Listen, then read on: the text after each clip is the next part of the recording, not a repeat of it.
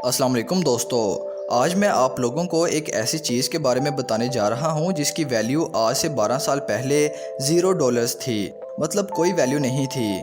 और इस वक्त जब मैं वीडियो बना रहा हूँ इसकी प्राइस $33,000 से ज़्यादा है, जो कि 52 लाख से ज़्यादा बनती है। इसकी अब तक की ऑल टाइम हाई प्राइस $63,000 से ज़्यादा है, जो कि पाकिस्तानी रुपए में 1 करोड़ के करीब बनती है।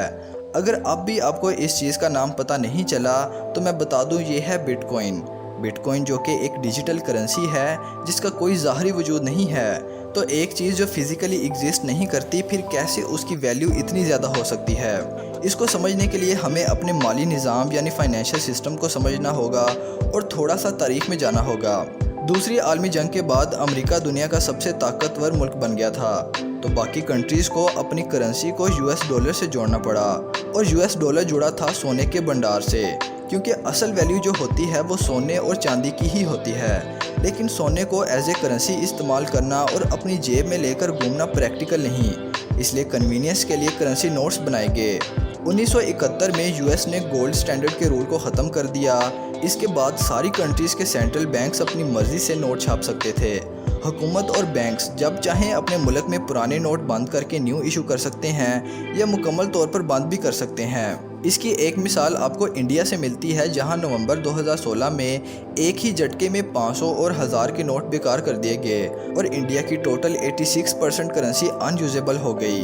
फिर जब हम बैंक्स में अपना कैश डिपॉजिट करवाते हैं तो एक तरह से हम बैंक्स को अपने पैसे से खेलने की इजाज़त भी दे देते हैं। बैंक्स इन्हीं डिपॉजिट से कंपनीज और इंडिविजुअल्स को लोन देते हैं। इसी वजह से तो आपको अपने डिपॉजिट किए गए पैसों पर इंटरेस्ट मिल पाता है। लेकिन बाज़ दफ़ा बैंक्स बड़े बड़े इंडस्ट्रियलिस्ट को बिना चेक किए लोन दे देते हैं और फिर ये लोन्स बैड डेट्स बन जाते हैं और शिकार बनते हैं आम लोग, हम जैसे डिपॉजिटर्स।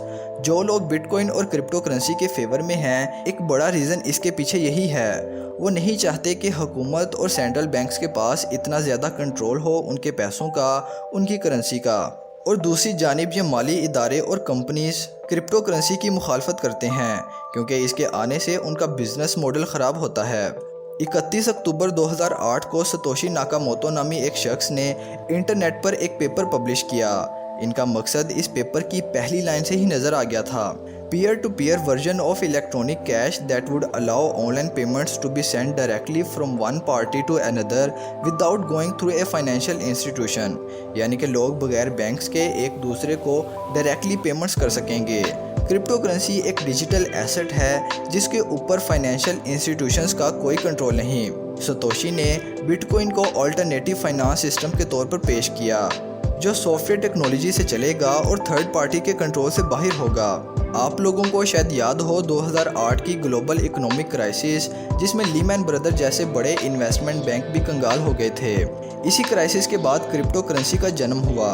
बिटकॉइन सबसे पहली क्रिप्टो करेंसी है। उसके बाद बहुत सारी करेंसीज आई, जिनमें ईथर जो इथेरियम टेक्नोलॉजी यूज़ करती है, लाइटकॉइन और रिपल शामिल हैं। अब तो इनकी तादाद 2000 से तजावज़ कर चुकी है। अब हम समझते हैं कि बिटकॉइन और क्रिप्टो करेंसी काम कैसे करती है। सिवाय चंद एक के ज़्यादातर क्रिप्टो करेंसीज की सप्लाई लिमिटेड है, और अगर बिटकॉइन की बात की जाए तो इसकी टोटल सप्लाई 21 मिलियन है और 18.5 मिलियन के करीब बिटकॉइन माइन हो चुका है। क्रिप्टो करेंसी की एग्जैक्ट वर्किंग को समझने के लिए हमें बहुत एडवांस मैथमेटिक्स और कंप्यूटर साइंस का नॉलेज चाहिए, जो कि मेरे पास नहीं है। लेकिन अगर आपको इन्वेस्टमेंट और ट्रेडिंग शुरू करनी है तो बेसिक नॉलेज काफ़ी है। दोस्तों, सारे बिटकॉइन ट्रांजैक्शंस का एक डिजिटल फॉर्म में पब्लिक लेजर होता है, जिसकी कॉपी हर एक सिस्टम पर मौजूद होती है जो बिटकॉइन नेटवर्क का हिस्सा है। जो लोग ये नेटवर्क चलाते हैं उन्हें माइनर्स कहते हैं। माइनर्स का काम है ट्रांजैक्शंस को वेरीफाई करना। मिसाल के तौर पे मुझे अपने दोस्त को 2 बिटकॉइन भेजने हैं। माइनर्स को कंफर्म करना पड़ेगा कि मेरे खाते में 2 बिटकॉइंस हैं कि नहीं हैं। ट्रांजैक्शन कंफर्म करने के लिए माइनर्स को एक कॉम्प्लिकेटेड मैथमेटिकल इक्वेशन सॉल्व करनी पड़ेगी। आपने शायद वेरिएबल्स पढ़े हों। एक बिटकॉइन ट्रांजैक्शन का एक यूनिक वेरिएबल होता है।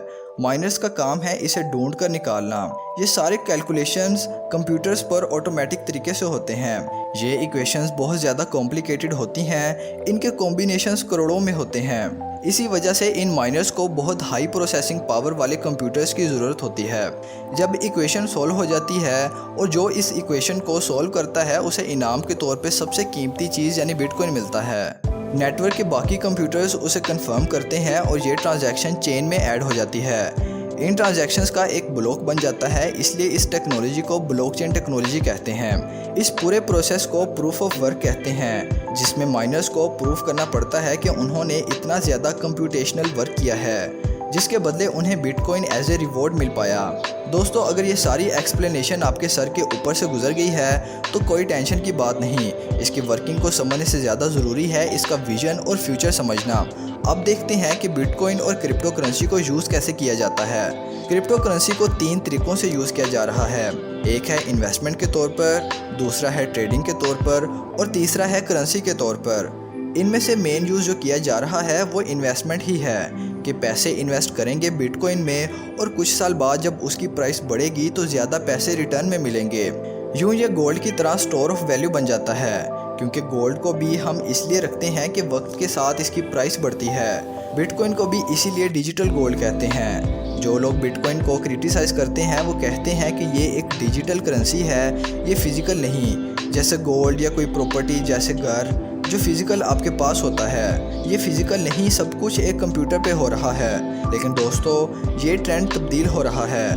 बहुत सारी जगहों पर क्रिप्टो करेंसी को एक्सेप्ट किया जा रहा है। एल सल्वाडोर जो सेंट्रल अमेरिका में एक छोटा सा मुल्क है, उसने बिटकॉइन को एज ए करेंसी एक्सेप्ट कर लिया है और हुकूमत की जानिब से उधर के सिटीजन्स को $30 के फ्री बिटकॉइन तकसीम किए गए हैं। वेस्टर्न कंट्रीज़ में भी बहुत सारे होटल्स और कंपनीज हैं जिन्होंने पेमेंट बिटकॉइन और क्रिप्टो करेंसी में एक्सेप्ट करनी शुरू कर दी हैं। लेकिन बिटकॉइन को डेली ट्रांजैक्शंस में यूज़ करने में एक टेक्निकल चैलेंज आ रहा है। बिटकॉइन की ब्लॉकचेन पे जो ट्रांजैक्शंस होती हैं उसे कंफर्म करने में टाइम लग जाता है। एक ब्लॉक प्रोसेस को 10 मिनट तक लग जाते हैं। लेकिन जब आपको एक मुल्क से दूसरे मुल्क पैसे भेजने होते हैं तो बैंक्स फ़ौरन ट्रांसफ़र फ़ीस के नाम पर बहुत ज़्यादा चार्ज करते हैं और पैसे भेजने में बहुत ज़्यादा टाइम भी लगा देते हैं। यहाँ पर बिटकॉइन ज़्यादा इकोनॉमिकल है क्योंकि बिटकॉइन कोई ट्रांसफ़र फ़ीस नहीं चार्ज करता और 10 मिनट कम टाइम होता है बैंक्स की निस्बत जो 1-2 दिन लगा देते हैं। यही वो वजह है कि बैंक्स, क्रेडिट कार्ड कंपनीज़ और रेमिटेंस कंपनीज़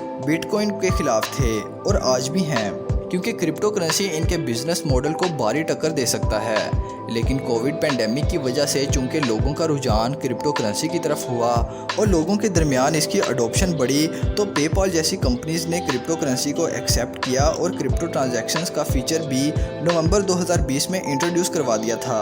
दोस्तों, हमने इसके मुस्बत पहलू तो काफ़ी देख लिए हैं, अब कुछ नेगेटिव साइड्स भी देख लें। आप लोगों ने डार्क वेब का नाम तो सुना होगा। अगर आप नहीं जानते तो मैंने इस पे कंप्लीट वीडियो बनाई है जो आप इस वीडियो के बाद देख सकते हैं। डार्क वेब पे दोस्तों बिटकॉइन पेमेंट मेथड के तौर पे यूज़ होता है। डार्क वेब पे ड्रग्स, वेपन्स और जितनी भी दूसरी ख़रीदारी या सर्विसेज मिलती हैं वो बिटकॉइन के एवज मिलती हैं। फिर मनी लॉन्ड्रिंग में भी क्रिप्टो करेंसी को बड़ी आसानी से इस्तेमाल किया जाता है। और एक बात जो मैं आपको बताना भूल गया वो ये है कि जब हम एक वॉलेट से दूसरे वॉलेट में बिटकॉइन या कोई भी क्रिप्टो करेंसी गलती से ट्रांसफ़र कर देते हैं तो उसे वापस लाने का कोई तरीक़ेकार नहीं और इसमें भेजने वाले और वसूल करने वाले की आइडेंटिटी का भी पता नहीं चलता। वो किस जगह से है, उसका नाम, उसका नंबर कुछ भी नहीं पता चलता। एक और ड्रॉबैक जो बिटकॉइन का है वो ये है कि इसकी प्राइस बहुत वोलाटाइल है। 24 घंटे के दौरान इसकी प्राइस में $10,000 से इजाफा और कमी हो सकती है। हालिया क्रिप्टो क्रैश के दौरान बिटकॉइन की प्राइस 50% से ज़्यादा गिर गई। इसकी प्राइस $63,000 से गिरकर $30,000 से भी नीचे चली गई थी। अब हम बढ़ते हैं उस पार्ट की तरफ जिसमें हमने क्रिप्टो करेंसी से पैसे बनाने हैं। दोस्तों, मैं ये सबको रिकमेंड नहीं करूँगा, सिर्फ उनको जिनके पास एक्स्ट्रा मनी है। क्रिप्टो करेंसी से आप 2 तरह से पैसे कमा सकते हैं। एक है क्रिप्टो माइनिंग, यानी आप एक माइनर बनकर क्रिप्टो करेंसी माइन कर सकते हैं और फिर उसे मार्केट में सेल करके पैसे कमा सकते हैं। लेकिन इसके लिए आपको सेटअप बनाना पड़ेगा जो कि काफ़ी महंगा काम है। दूसरा है ट्रेडिंग, जिसमें होल्डिंग आती है। होल्डिंग 3 तरह की हो सकती है, लॉन्ग टर्म, शॉर्ट टर्म और मीडियम टर्म होल्डिंग। इसमें आपको करना ये है कि आप क्रिप्टो करेंसीज बाय करके रख लेते हैं और जब उनकी प्राइस बढ़ती है तो आप बेच देते हैं। लॉन्ग टर्म इन्वेस्टमेंट 6 माह से लेकर साल, 2 साल और इससे भी ज़्यादा हो सकती है, जबकि शॉर्ट टर्म 1 वीक से लेकर 1 माह या 2 माह तक होती है। इसके दरमियान मीडियम टर्म होल्डिंग होती है जो कि 6 माह तक चलती है। दोस्तों, ट्रेडिंग की दुनिया में एक मशहूर कहावत है, never trade with the money you are emotionally attached. आप बात समझ तो गए ही होंगे, यानी आपने कभी भी उस पैसे को इन्वेस्ट नहीं करना जिसके खोने पर आपको परेशानी का सामना करना पड़े।